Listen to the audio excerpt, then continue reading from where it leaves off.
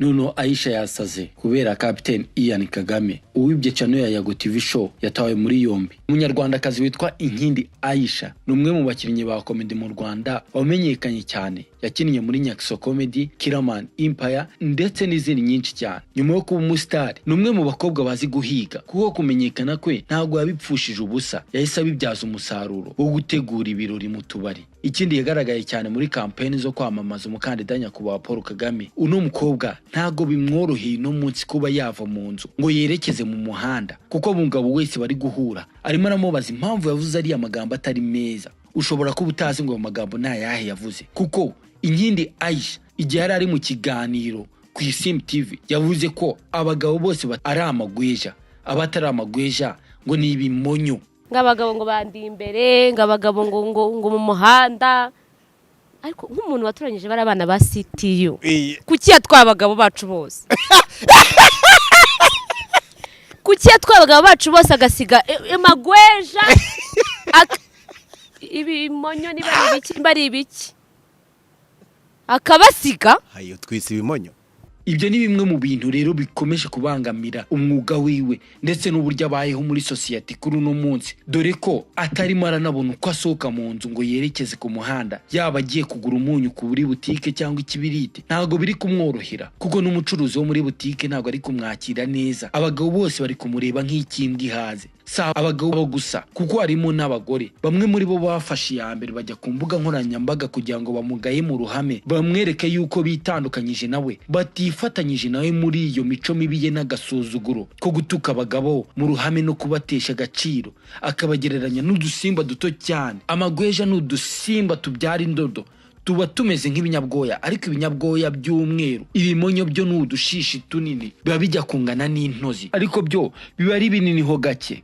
Nubwo ibi byose byabaye, Aisha akongera akagaruka kuri YouTube channel aho yari yatukiye abagabo mu ruhame, akongera akabisaba imbabazi mu ruhame. Ntago abagabo bose bamubabariye, kuko Umunyarwanda uzi ubwenge yaritegereje aravuga ngo akarenza umunwa karushiye hamagara. Nuno mukobwa Aisha nawe biraza kumugora cyane, kuko biri kuvugwa ko n'abahungu bakinana muri izi comedy aribo ba nyagiso, ba killaman ndetse na ba Captain Regis n'ibindi byamamare byinshi bimenyereye muri comedy. Ntago biri ku ruhande rwe, bamwe na bamwe bamaze kwitandukanya nawe, bamumenyesha yuko akeneye kongera gusaba imbabazi bya nyabyo bitari biriya bya nyirarureshwa byo kwiyerurutswa. Cyane cyane yuko arimo aravuga ko atatutse abagabo bose, nta mugabo numwe ngo yigeze amentioninga. Yavuze abagabo, nta mugabo numwe yasanze mu rugo rwe. Bityo rero ni mu mushingukeho, mureke kwirirwa mu mwiyenzaho.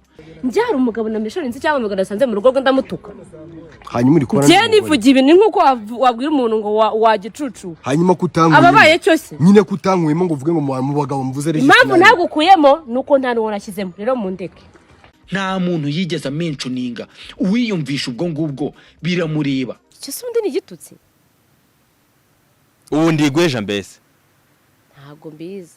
Niyo mpamvu abagabo benshi barimo baramubwira ngo garuka usabe imbabazi neza, wemere icyaha, usabe imbabazi zikuvuye mu mutima, atari ibingibi bya nyirarureshwa. Yewe imbere y'Abanyarwanda n'Abanyarwandakazi nitwe Inkindi Aisha, nitwa Inkindi Aisha, basabye imbabazi. Abagabo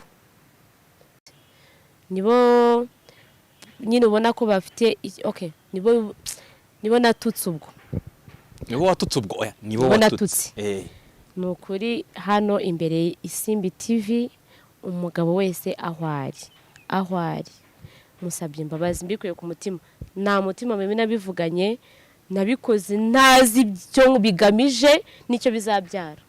So basabye imbabazi rwose, ntago nkunda umuntu umfata nabi, ko muza busanzwe nta kibazo cyanjye. Ntago nzi gutuka umuntu, ntago nafata umugabo ngo mutuke muhangare, simbishoboye. Sibyo gusa bigomeze gucaracara kuri ino mihanda, kuko akomeje no kuvuga inkuru nziza yuko umusore witwa Nyarwaya Innocent uzwi ku izina rya YAGO, YouTube channel yiwe yamaze kuyisubizwa. Ribu yataye muri yombi uwari wamwibye YouTube channel. Tariki ya mbere z'ukwa karindwi 2024 nibwo umuhanzi wamenyekanye cyane uzwi ku izina rya YAGO yatanze ikirego kuri Ribu ko YouTube channel ye yamaze kwibwa, ndetse yamaze no guhindurirwa izina ikitwa Mr Giveaway.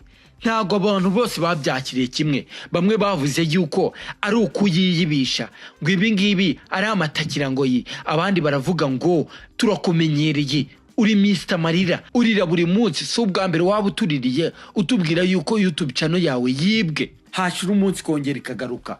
Bamwe bati birashoboka yuko ushobora kuba wayigurishije ukaba uri kuza utubwira kugira ngo ubone uko ufungura indi channel nshyashya.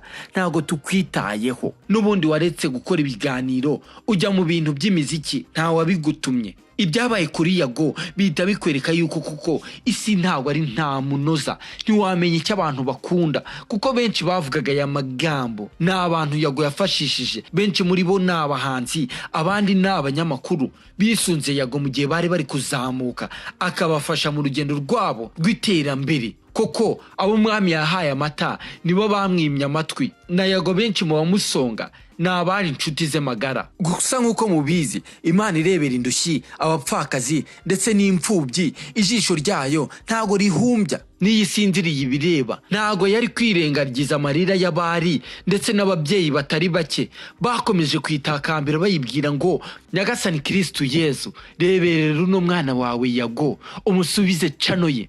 Imana ntago yigeze yirengagiza no marira y'aba bantu kuko ku itariki 17 z'ukwa karindwi 2024 ya channel yari yahinduriwe izina ikitwa Mr Giveaway. Umuvugizi w'urwego rw'igihugu RIB Dr Murangira yatangaje ko uwitwa Ndangwa Ali ariwe wibye iyi channel ndetse bahita bamubwira ngo tega amaboko, bahita bashyiramo ipingo. Ubu ngubu Ndangwa Ali ntago ari kubarizwa mu maboko ye, ari mu maboko ya RIB. Ushobora kwibaza ngo Ndangwa Ali ni gute yagize credentials za YouTube channel ya YAGO? Uyu Ndangwa Ali yahuze ari umukozi kuri YouTube channel ya YAGO. Avuga ko impamvu yibye no YouTube channel ari uko YAGO yamwirukanye ntamuhereze imperekeza. Bityo na Ndangwa Ali ahitamo kwiba iyi channel kugira ngo nawe amubabaze gusurucira mukaso rugatwara nyoko. Ndangwa Ali nawe ntago byamugendekeye neza. Ubu ngubu ari muri RIB arashinzwa kwinjira muri mudasobwa z'abandi agahindura ama account agamije kwiba.